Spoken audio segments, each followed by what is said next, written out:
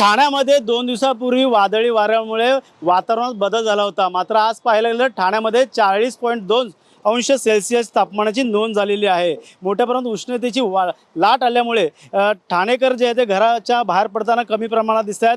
रहदारी देखील ठाणे शहरामध्ये कमी प्रमाणात झालेली आहे।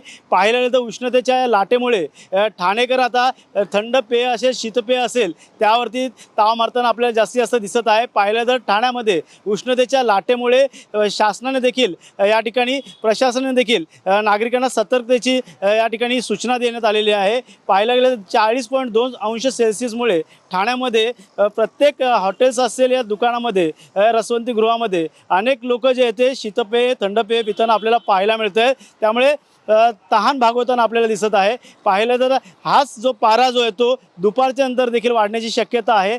ठाण्यामध्ये आज 40.2 अंश सेल्सिअस तापमानाची नोंद झाल्यामुळे उद्या देखील तापमानामध्ये नोंद जी आहे ते मागे पुढे होण्याची शक्यता आहे। मात्र ठाणे शहरामध्ये उन्हाच्या झळा हे आपल्याला पाहायला मिळतात। त्यामुळे ठाणेकरांना ज्येष्ठ नागरिकांना घरी बसावे असं देखील शासनाने या ठिकाणी सूचना करण्यात आलेल्या आहेत। त्यामुळे मोठ्या प्रमाणात तापमानात दिवसेंदिवस बदल होताना आपल्याला पाहायला मिळत आहे।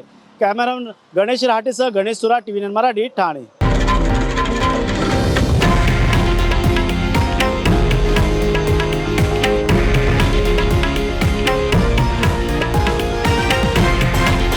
हे आहे देशातील नंबर 1 न्यूज नेटवर्क आणि आपण पाहत आहात TV9 मराठी, एकमेव।